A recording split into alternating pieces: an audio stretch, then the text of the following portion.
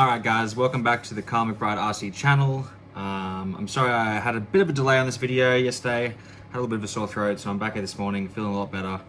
Today I'm going to run through 6 MIG compounds. Obviously in the first video we went through and I spoke about all the tread patterns, the ones I like, kind of my experience so far with the 6 MIG tread patterns throughout the range that I have.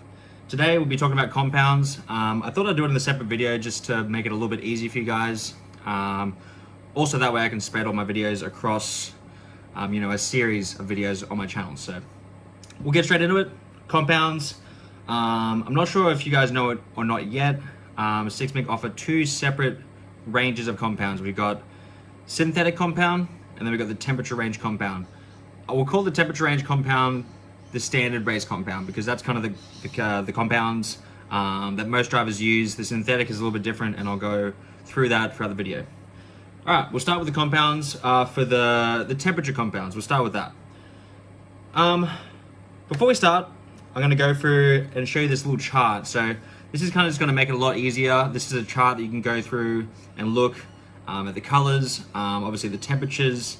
Obviously there's 2 different separate compounds, so it kind of makes it easy for you guys to see. This is something you can get on the 6 MIG website. And also 6 MIG have an app on iPhones, Androids. You can get an app and it has all this awesome information for you as well.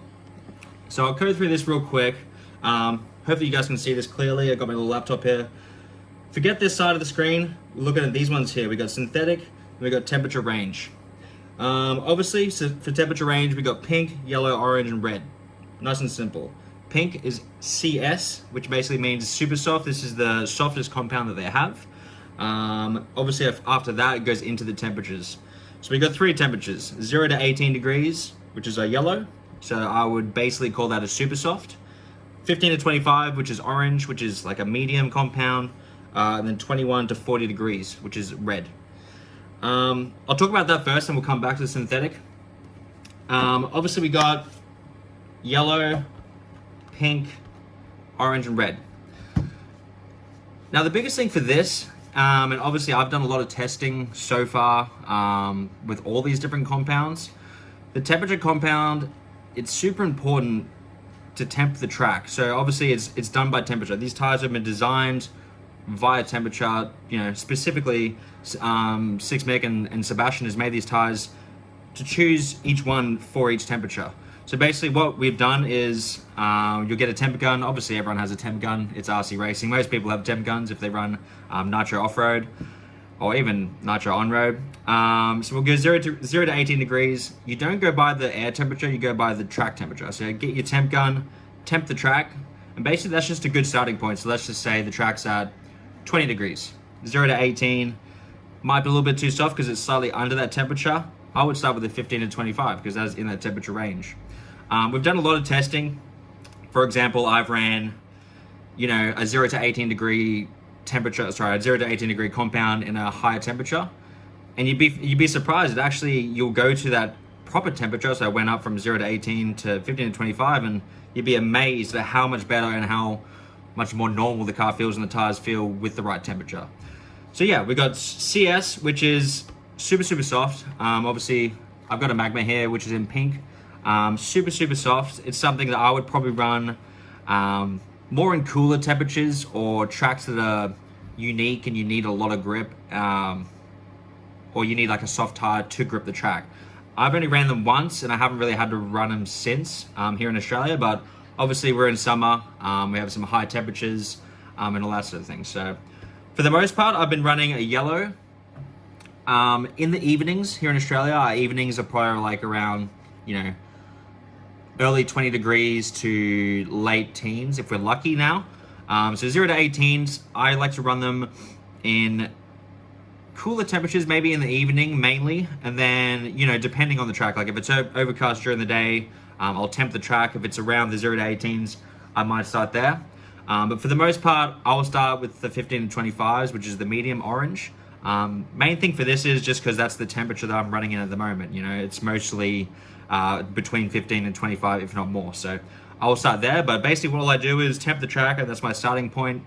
Like I said before, obviously sometimes you might find the 0 to 18 you know, is better than the 15 to 25, even though the temperature is a little bit higher. You kind of just got to get a gauge of what works for you, and obviously that'll change a little bit here and there. But for the most part, you run the compound versus the temperature, so that's pretty straightforward.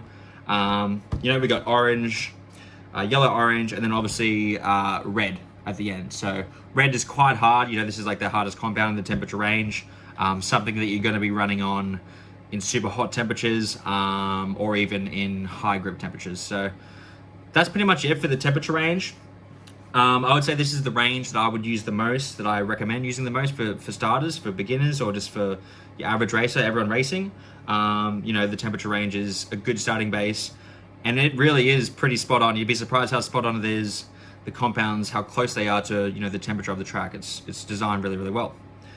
All right, so that's done with that. Temperature range, pretty straightforward. Just run, temp the track, choose that tire, and then go from there. That's pretty simple. All right, we'll move on to, I'll show you this next chart. So we got done the temperature range, all sorted. Now, synthetic. So obviously forget this side again, guys, but just right here is what we're gonna be looking at. White, green, blue, and silver. So this is the synthetic range. It's something that I haven't tested a whole lot with yet, that I'm still, you know, planning to do a lot more with. The synthetic range is, you know, he actually describes it. It's described on 6MIC website exactly what both compound ranges are used for. The synthetic stuff, they say, is mostly used for like unique clay surfaces, oiled surfaces. Obviously, you know, a lot of tracks these days, there's actually a few in Australia that are putting down the vegetable oil, canola oils, whatever oil they use, it's oiled track. So basically the synthetic tires, right now in Australia, I wouldn't recommend running them too much. It really is dependent on the track. I still need to do a lot of testing with it, so I can't say too much just yet.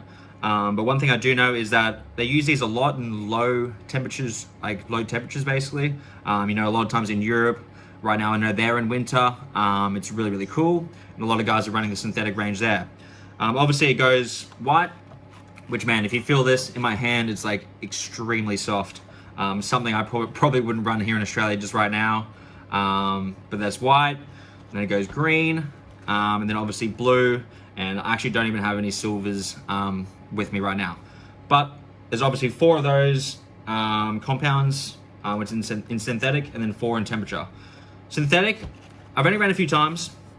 I'm just gonna say that I think in certain conditions, like oil tracks, certain clay tracks, when the track is really like wet and has a lot of moisture, I think the synthetic is really good because it's quite a soft compound.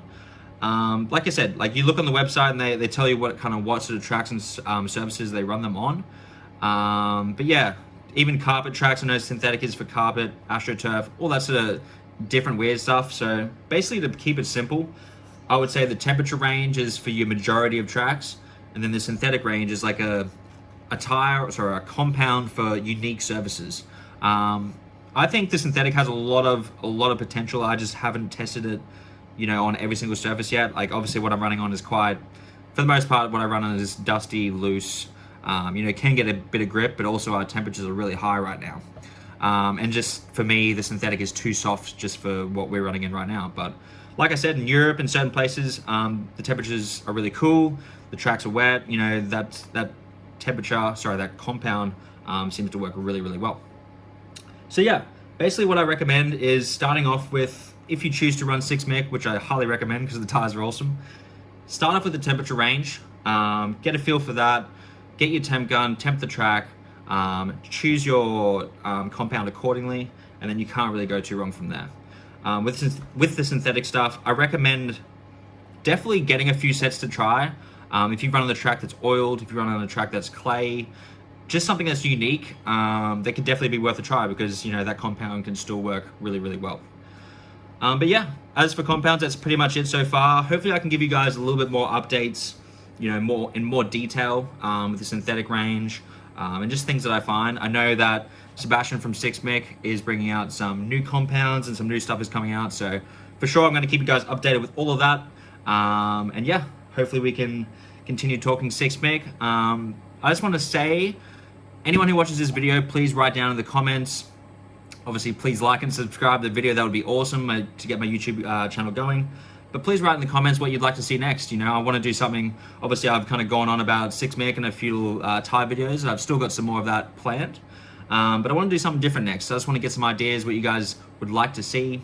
You know, maybe some setup, maybe some tuning videos. Obviously, I've got some ideas in my head ready to go, but just want to get an idea of what you guys would like to see on this YouTube channel. And yeah, that's it. I hope you've enjoyed. Thanks again. Like the video, subscribe, and look out for my next one. I'm going to try update weekly. I want to bring out a new video every single week for you guys. I'm going to do my very best to be consistent with that. So yeah, thank you, and let's enjoy the next one. Cheers.